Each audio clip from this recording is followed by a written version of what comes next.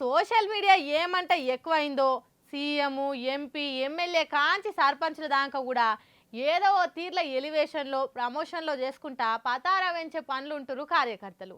సరే పెద్ద పెద్ద పనులు చేసినప్పుడు ప్రశాంత్ నీల్ రేంజ్లో ఎలివేషన్లు ఇస్తే సరే కానీ మరీ గిట్లా చేస్తేనే ట్రోల్ అవుతారు, మీమ్స్కి మాలవుతారు. హనుమంతుని చేయబోతే కోతవుడు అంటే గిదే చూడరి. అక్కడ అయిందేంది, మనం ఏం దాకా జాకీలు పెట్టి జనాల లేపొచ్చు అన్న అందాజ లేకుండా లేపి లేపి పోస్టులు పెడితే ఏమున్నది, పండుకునే నెటి జనాలతో లేపి కామెంట్లు పెట్టించుకునే కాడికి వచ్చే గత 2-3 వద్దుల సంతి సోషల్ మీడియాలో నిమిషాల్లో స్ట్రీట్ లైట్ సమస్య తీర్చిన మంత్రి కోమటిరెడ్డి వెంకటరెడ్డి అనుకుంటే ఎలివేషన్లు ఇచ్చుకుంటే షేర్ చేయబట్టి షేయి పార్టీ కార్యకర్తలు. సరే పబ్లిక్ సమస్యలు తీర్చుడు సౌలతులు చేసుడు మంచి పనే, ఓ లీడర్ గా చేయవలసిందే కూడా. కానీ నేను సీఎం క్యాండిడేట్ ని అని చెప్పుకుని లీడర్ అయి ఉండి స్ట్రీట్ లైట్ గురించి ఫోన్ చేసి మాట్లాడి ఏదో రాష్ట్ర భవిష్యత్తును నియోజకవర్గ రూపురేఖలను మార్చే పనితనం చూపించినట్టు ఏందయా మీ పోస్టులు అనుకుంటా ఆ పోస్ట్ కిందనే కామెంట్లు చేయబట్టారు నెటి జనాలు.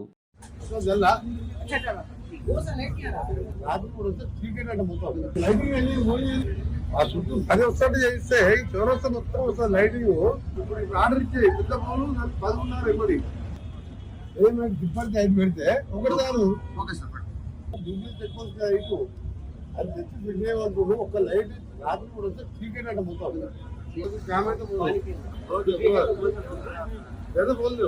జిల్లాకు ఎయిర్పోర్ట్ తెచ్చినట్టు మండలానికి 5-6 మంచి కంపెనీలు తెచ్చిపెట్టినట్టు ఈ రేంజ్లో పోస్టులు వేసి ట్వీట్లు చేసి మంత్రి సార్కు మందిలో పతారం పెంచుకుందాం అనుకుంటే అది ఆయనతో మిస్ఫైర్ అవుతుంది సోషల్ మీడియాలో. ఓ సర్పంచ్ కార్పొరేటర్ చేయవలసిన పనిని దగ్గరుండి మరీ మంత్రి చేయించినందుకు ఈ తీరులో ఆర్ఆర్లేసి ఇది జాలిగా సీఎంఓ డిప్యూటీ సీఎం అయ్యేందుకు అర్హత అన్నంత రాస్తే చూసి జనాలు నవ్వుకునుడో లేకుంటే ఏమనాలో తెలియక వెనకకు మరలిపోవడం తప్పితే వా అన్న వా అనుకుంటా వరుస పెట్టి షేర్లు చేస్తారా అనుకుంటా మీమ్స్ అయ్యబట్టి కొందరు నేడు జనాలు. మరి చూసిన కోమటిరెడ్డి వెంకటరెడ్డి సార్ల పాలవర్లకి ఏమైనా మాట చెప్తారో చూడాలి.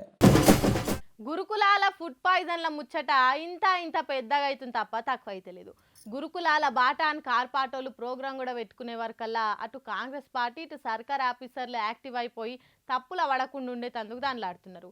ఇసోంటి టైంలో మంత్రి కొండా సురేఖ కామెంట్లతోని బీఆర్ఎస్ ఒల్లిగో ఇట్లా బీపీలు పెంచుకొని కౌంటర్లతోని కదం దొక్కుతారు.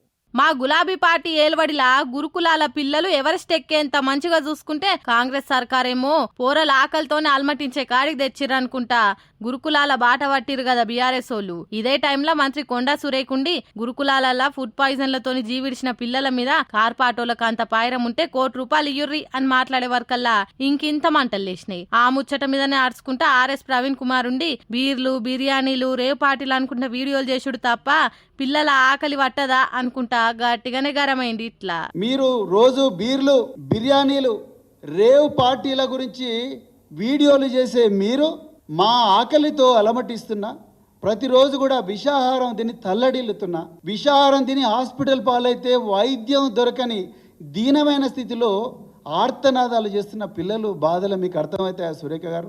ఒక మాతృమూర్తిగా మీరు మాట్లాడాల్సిన మాటలేనా ఇవి?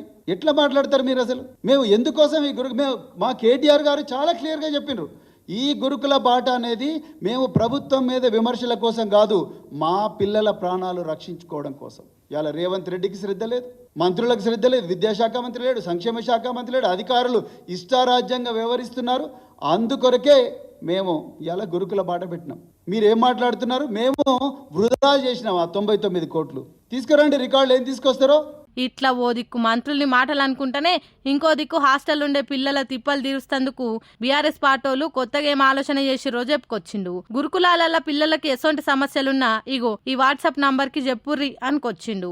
మరి వాట్సాప్ నంబర్ల ఎఫెక్ట్ తోనో వరుసగా బద్నామైతున్న ముచ్చట్లతోనో ఎట్లనో ఓ తీర్లా గాని పాపం పురుగులేని అన్నమో రామచంద్ర అని ఏడ్చే పిల్లల బాధలు బంద్ అయితే గంతే చాలు. ఏమంటారులా?